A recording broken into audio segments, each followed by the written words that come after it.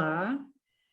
O IESMA, no mês de abril, não poderia deixar de fazer uma reflexão sobre a questão ambiental no Brasil, a partir do momento que, no dia 22 de abril, foi declarado como a Data Internacional da Mãe Terra. Essa data foi reconhecida a partir de 2009 pela ONU. Em 1972, a gente teve a primeira Conferência de Estocolmo, que foi gerada a partir do Clube de Roma, que pediu ao MIT que fizesse um estudo sobre os recursos naturais da Terra e suas limitações. A doutora Cristiane vai fazer essa nossa reflexão, vai começar por ela, depois a doutora Eldis, e a Luciana vai fechar esse nosso encontro virtual. Olá, pessoal, tudo bem? Peço já desculpas um pouquinho, que a minha voz estava falhando um pouquinho, porque eu estou gripada, mas estamos aqui para falar, né, fazer reflexões sobre uma data realmente muito importante para o planeta, não só para nós brasileiros, né? É uma data mundial. E fazendo um link agora do que a Silvana acabou de falar, como resultado da Conferência de Estocolmo, né, em 72, a gente teve um documento muito importante, né, que foi chamado de Relatório Brundtland, e o Nosso Futuro Comum. Né? Ali você tinha, como o próprio nome diz, né, as expectativas, né, os desejos para que a gente conseguisse, né, alcançar um futuro comum, né, diante de tantas questões que, na época, se vivia em termos de poluição, principalmente, né, e em relação aos recursos finitos também. E esse nome, né, Relatório Brundtland, ele foi aí em homenagem à primeira-ministra na Noruega, na época, Gro Brundtland, que, inclusive, veio participar da Rio 92. Né, eu e ela tivemos a oportunidade de vê-la pessoalmente. Né, então, assim, faz parte da história do meio ambiente no Brasil e da nossa história, né, como pessoas ligadas à questão ambiental no Brasil. E a Rio 92 ela foi assim, um marco gigantesco. Né? Em 72, naquela época, você falar, discutir, refletir sobre o meio ambiente humano, né? Em 92, mais ainda, porque aí se resolveu falar na questão do desenvolvimento. E surgiu, né, nessas discussões, a partir de 72, essa discussão do conceito de desenvolvimento sustentável. Né? A gente tem que se desenvolver, sim, mas não podemos esquecer das futuras gerações. Né? A gente tem que ter o pensamento lá na frente. Não podemos esgotar os nossos recursos. Então, com base nisso, né, foi toda uma legislação criada com essa percepção, com um novo olhar, porque, por exemplo, até 81, que foi onde veio a nossa lei da Política Nacional de Meio Ambiente, a 6938, se via as questões ambientais como separadas. O Código de Águas, né, o Código Florestal, como se a água e a floresta não fizessem parte de um todo, não se comunicassem. Né? E ainda hoje a gente tem, infelizmente, pessoas que ainda conseguem pensar de forma separada, né? Ver a água como um recurso natural, né? Mas sem fazer a menção de que a água está dentro de um ecossistema e que a gente tem que olhar para o ecossistema para justamente garantir que essa água ela vá servir às futuras gerações de forma de qualidade, né? Não é só a questão da quantidade, porque hoje a gente chama o planeta Terra, né? Mas a gente tem mais de 90% de água. Mas é o quê? É água salgada, né? É água de geleira ainda, né? Ainda estão descongelando, mas a gente ainda tem a parte congelada, fora a água que a gente tem dos rios, lagoas, lagos, que estão imprestáveis, né? Que estão poluídas de um jeito que elas não podem ser utilizadas para o consumo humano, né? E até mesmo, às vezes, para a dessedentação dos animais. Então, é importante a gente olhar isso todo. E essa lei, a 6938, no meu entender, ela é fundamental nesse processo, porque ela, pela primeira vez, você começa a ver a forma, o meio ambiente como um todo, né? Você fala dos conceitos, você traz os instrumentos, os princípios, e a partir dela foram criadas as outras leis no Brasil, que vão tratar aí de temas específicos, né? Mas ali a gente tinha instrumentos, por exemplo, como a avaliação de impacto ambiental, né? Você discutir, você analisar, fazer um diagnóstico de uma determinada área, né? Vendo o que tem naquela área e o que vai acontecer com aquela área se eu quiser implantar um empreendimento, seja ele qual for. Dependendo do empreendimento, você tem que fazer esse estudo para analisar as questões físicas, biológicas, sociológicas, né? Porque você tem uma socioeconomia envolvendo. Uma questão, por exemplo, que a gente agora fala, né? A questão do garimpo e tal. Nossa, a questão do garimpo, os impactos que trazem, né, numa determinada região remota do Brasil, é absurda, que a gente não tem ideia, a gente pensa na degradação ambiental, esquecendo na socioeconomia, né? Uma vez, lá atrás, há muito tempo atrás, eu vi uma entrevista de um prefeito de uma cidade onde seria implantado um empreendimento da Vale, né? E aí foram ao prefeito, não sei o quê, o projeto é maravilhoso, vai trazer muito recurso, dinheiro, vai trazer pessoas, vai movimentar a cidade vai crescer.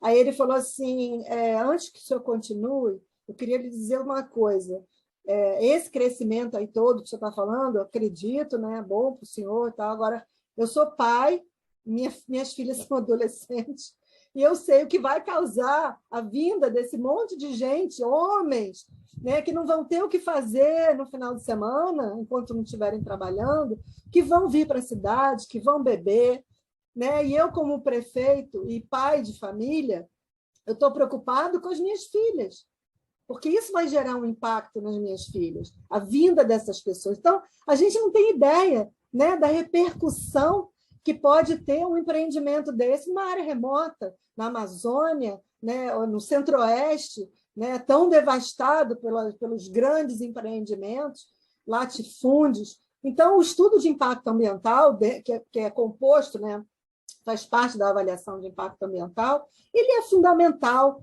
E hoje a gente vê inúmeros empreendimentos sendo dispensados desse instrumento, que é um instrumento que é tão importante que foi elevado à categoria constitucional.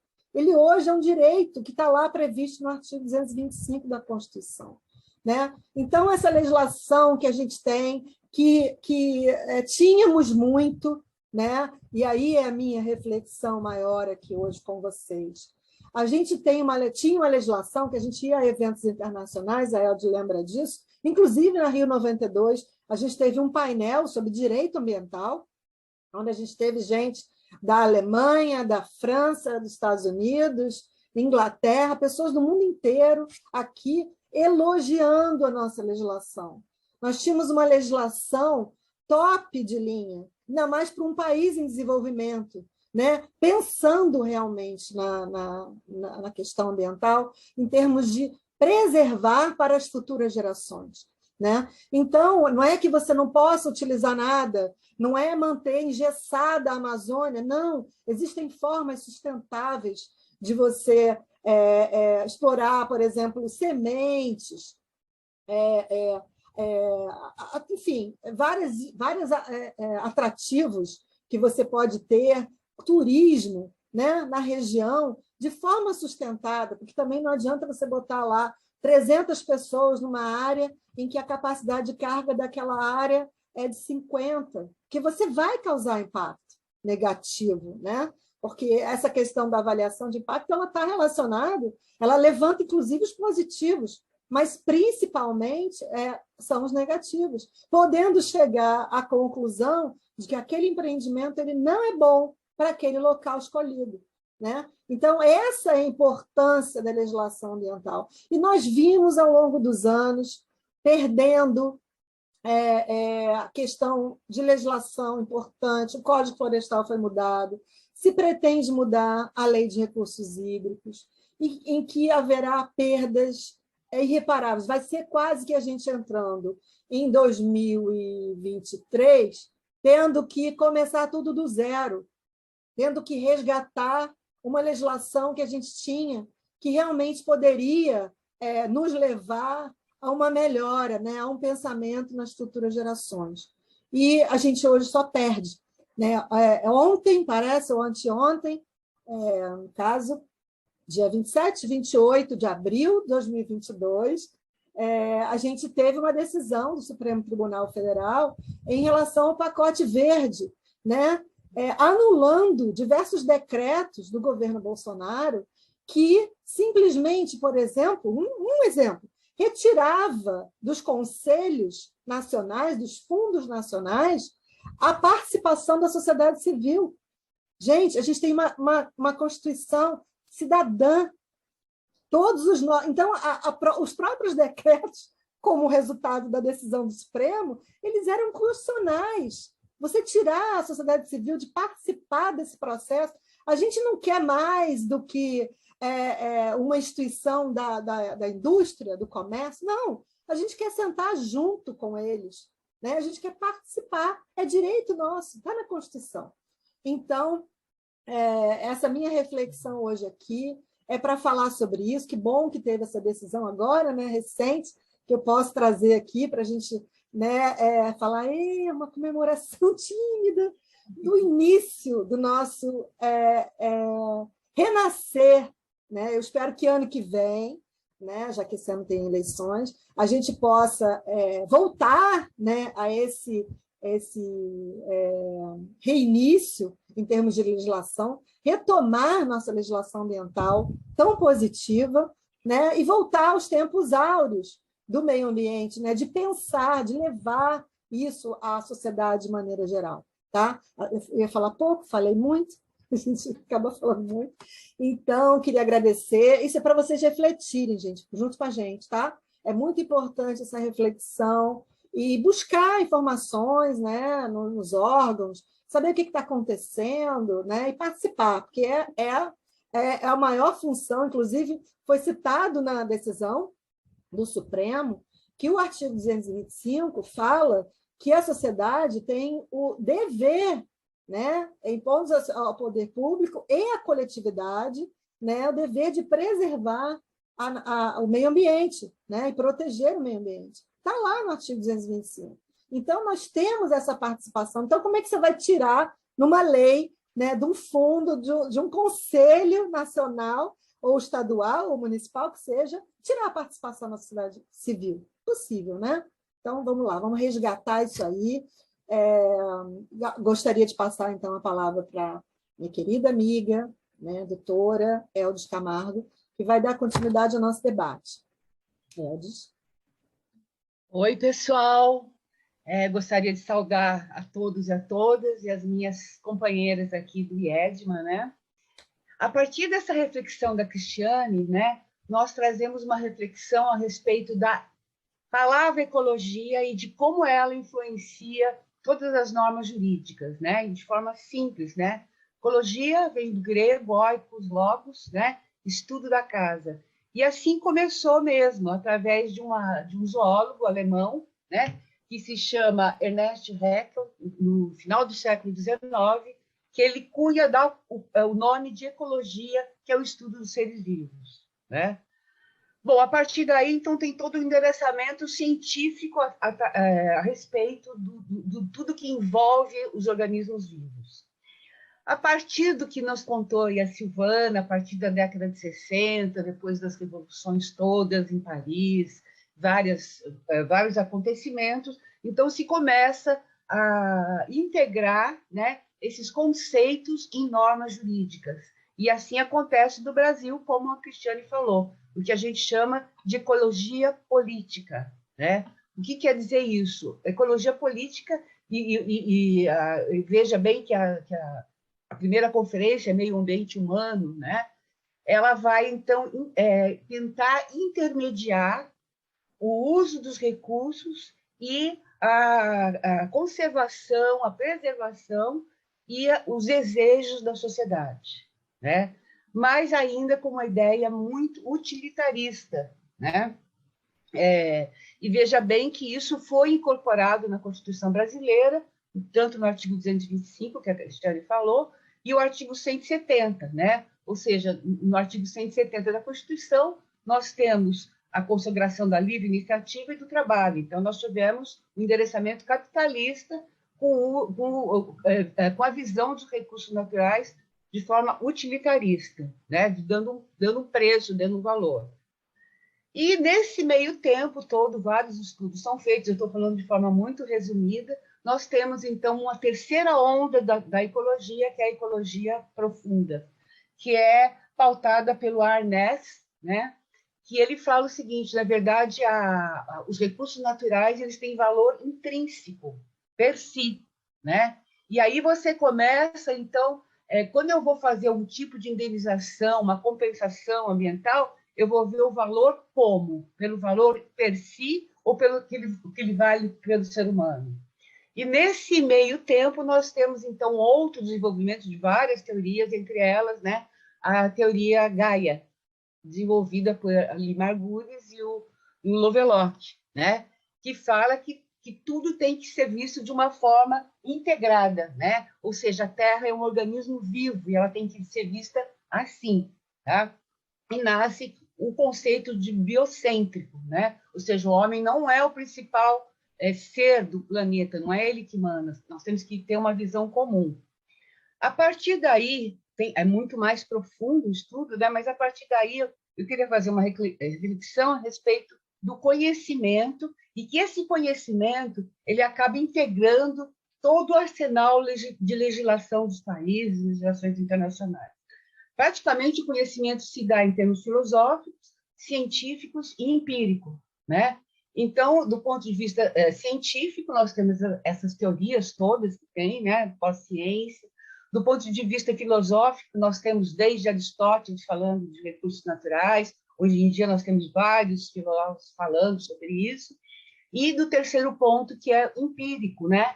Que da nossa nação, por exemplo, no Brasil, nós temos que levar em conta, muitas vezes, que nós temos povos originários, povos tradicionais, não só indígenas, caiçaras, quilombolas, que têm outro entendimento de como manipular a terra, né?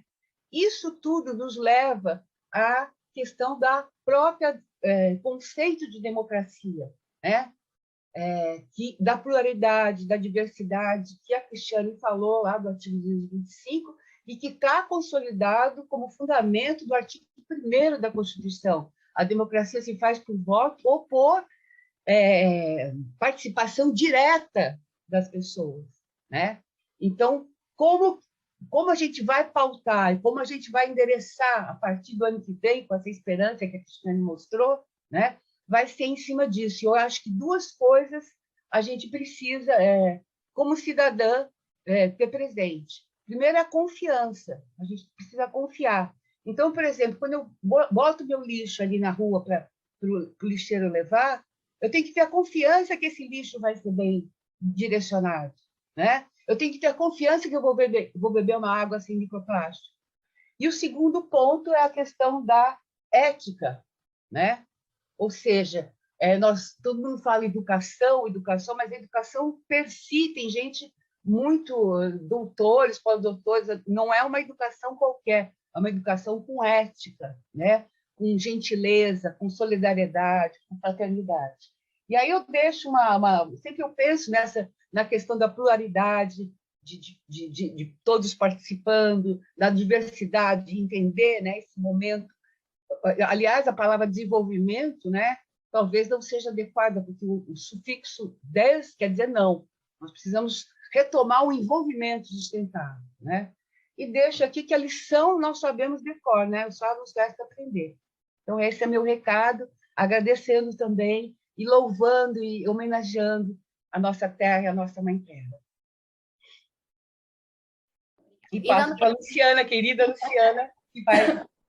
E dando continuidade, e, enfim, em consonância com tudo que já foi falado, né? a gente ressaltar que a proteção do meio ambiente é, de fato, a única forma da gente garantir a sobrevivência da espécie humana, né? E isso é urgente. As mudanças climáticas, com a ocorrência do aquecimento global e a velocidade com que isso vem acontecendo, afeta todo mundo, né? Afeta também diretamente os animais. Antes de dar continuidade, eu queria ler rapidamente 3 artigos da Declaração Universal dos Direitos dos Animais, antes de tecer alguns comentários, certo? Isso está na internet, disponível para todo mundo, é só consultar quem quiser ler na íntegra. Artigo 4º.